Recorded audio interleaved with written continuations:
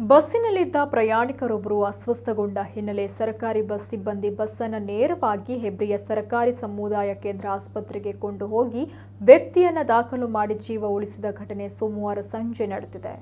ಸರ್ಕಾರಿ ಬಸ್ ಶಿವಮೊಗ್ಗದಿಂದ ಉಡುಪಿಯತ್ತ ಬರ್ತಾ ಇತ್ತು. 19ರ ಹರೆಯದ ಸುರಕ್ಷಾ ಎಂಬುವರು ಮೇಗರವಳ್ಳಿಯಲ್ಲಿ ಬಸ್ಸನ್ನು ಹತ್ತಿದ್ರು.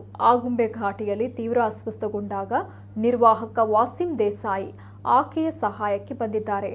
ತೀವ್ರವಾಗಿ ಅಸ್ವಸ್ಥಗೊಂಡ ಹಿನ್ನೆಲೆ ಸೋಮೇಶ್ವರದ ಉಪ ಪ್ರಾಥಮಿಕ ಚಿಕಿತ್ಸಾ ಕೇಂದ್ರಕ್ಕೆ ಕರೆದುಕೊಂಡು ಹೋದಾಗ ಸುರಕ್ಷಾ ಯಾವುದೇ ರೀತಿಯ ಚೇತರಿಕೆಯನ್ನ ಕಂಡುಬಂದಿಲ್ಲ. ಅಲ್ಲಿಂದ ನೇರವಾಗಿ ಪ್ರಯಾಣಿಕರ ಸಹಕಾರದೊಂದಿಗೆ ಹೆಬ್ರಿಯ ಸರ್ಕಾರಿ ಸಮುದಾಯ ಆಸ್ಪತ್ರೆಗೆ ಬಂದು ಅವರನ್ನು ದಾಖಲು ಮಾಡಲಾಗಿದೆ. ಸದ್ಯಕ್ಕೆ ಸ್ವಲ್ಪ ಮಟ್ಟದಲ್ಲಿ ಸುಧಾರಿಸಿಕೊಂಡಿದ್ದು ಹೆಚ್ಚಿನ ಚಿಕಿತ್ಸೆಗಾಗಿ ಉಡುಪಿಗೆ ಕಳುಹಿಸಲಾಗಿದೆ. ಚಾಲಕ ತಾರೇಶ್ ಹಾಗೂ ನಿರ್ವಾಹಕ ವಾಸಿಂ ದೇಸಾಯಿ ಸುರಕ್ಷಾ ಚೇತರಿಕೆಗೆ ಬಹಳಷ್ಟು ಶ್ರಮ ವಹಿಸಿದ್ರು. ಬಸ್ಸಿನಲ್ಲಿ ಮುಸ್ಲಿಂ ಯುವತಿಯೊಬ್ಬರು ಬಾಯಿಗೆ ಶ್ವಾಸ ನೀಡಿ ರೋಗಿ ಚೇತರಿಕೆಗೆ ನೇರವಾಗಿ ಮಾನವೀಯತೆ ಮೆರೆದಿದ್ದಾಳೆ. ಇವರೊಂದಿಗೆ ಸಿಬ್ಬಂದಿಗಳು ತೋರಿದ ಸಕಾಲಿಕ ಶ್ರಮದಿಂದ ಜೀವ ಉಳಿದಿದೆ. ಹೆಬ್ರಿಯ ಪೊಲೀಸರು ಸಾರ್ವಜನಿಕರು ಅಭಿನಂದಿಸಿದ್ದಾರೆ.